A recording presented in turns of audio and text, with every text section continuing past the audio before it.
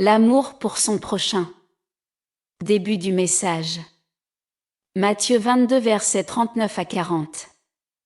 Et voici le second, qui lui est semblable, tu aimeras ton prochain comme toi-même. De ces deux commandements dépendent toute la loi et les prophètes. L'hospitalité et la visitation est très négligée dans les assemblées et ceci est très grave car c'est le principal ministère que rendait le Seigneur sur le terre. Les enfants de Dieu sont assis chez eux attendant qu'on vienne les chercher ou qu'on les contacte pour une demande de prière et souvent ils ne sont pas disponibles ni pour la prière ni pour les visites.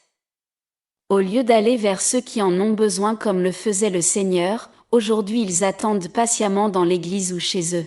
La manière avec laquelle ce commandement est négligé par l'Église fait très mal au cœur du Seigneur et je vous le dis en vérité c'est dans ce commandement que réside la puissance de Christ et c'est la mise en pratique de ce commandement qui faisait de l'Église une puissance inébranlable. Acte 4 versets 34 à 35.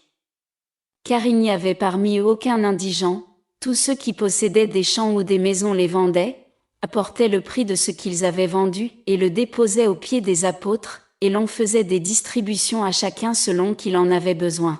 Les cœurs des chrétiens étaient unis et le problème d'un seul était celui de tous au point où l'un était capable de vendre un bien pour résoudre le problème de l'autre et c'est ce qui faisait en sorte que le Saint-Esprit était dans l'Église aujourd'hui. Tout est fait pour chasser le Saint-Esprit de l'Église tant les cœurs sont égoïstes.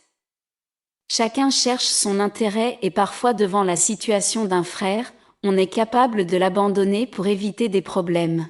Les chrétiens sont à l'église tous les jours mais au jour de la maladie c'est la famille païenne qui les assiste plus que l'église. Quelle douleur pour le Seigneur car il est dit dans Marc 3 versets 31 à 35 survinrent sa mère et ses frères, qui, se tenant dehors, l'envoyèrent appeler. La foule était assise autour de lui, et on lui dit, voici, ta mère et tes frères sont dehors et te demandent. Et il répondit, qui est ma mère, et qui sont mes frères? Puis, jetant les regards sur ceux qui étaient assis tout autour de lui, voici, dit-il, ma mère et mes frères. Car quiconque fait la volonté de Dieu, celui-là est mon frère, ma sœur, et ma mère. Combien de fois as-tu entendu qu'un frère était malade et tu n'es pas allé lui rendre visite ou prier pour lui? Combien de fois as-tu renvoyé dans ton cœur la tâche à l'autre? Le cœur du Seigneur Jésus-Christ saigne. Je n'avais jamais eu connaissance de ce problème que rencontre l'Église jusqu'à ce que le Seigneur m'en parle et me demande d'en parler et de dénoncer ce fait qui blesse son cœur depuis des générations déjà car le diable a attaqué ces deux commandements de Dieu poussant les pasteurs à chercher le Saint-Esprit ailleurs pourtant le Saint-Esprit est dans les petites choses que tu négliges, il est dans le verre d'eau que tu donnes à un malade à l'hôpital, il est dans le don que tu fais pour soutenir un enfant de Dieu, il est dans ton assistance à un frère en détresse sans te décourager. Il dit ceci, Matthieu 25 versets 40 à 46. Et le roi leur répondra, je vous le dis en vérité, toutes les fois que vous avez fait ces choses à l'un de ces plus petits de mes frères, c'est à moi que vous les avez faites. Ensuite il dira à ceux qui seront à sa gauche, retirez-vous de moi, maudits, allez dans le feu éternel qui a été préparé pour le diable et pour ses anges. Car j'ai eu faim, et vous ne m'avez pas donné à manger, j'ai eu soif, et vous ne m'avez pas donné à boire, j'étais étranger, et vous ne m'avez pas recueilli, j'étais nu, et vous ne m'avez pas vêtu, j'étais malade et en prison, et vous ne m'avez pas visité. Ils répondront aussi, Seigneur, quand avons-nous vu ayant faim, ou ayant soif, ou étranger, ou nu, ou malade, ou en prison, et ne t'avons-nous pas assisté? Et il leur répondra, je vous le dis en vérité, toutes les fois que vous n'avez pas fait ces choses à l'un de ces plus petits, c'est à moi que vous ne les avez pas faites. Et ceux-ci iront au châtiment éternel, mais les justes à la vie éternelle. Ces choses doivent être enseignées aux églises sans omettre les autres choses.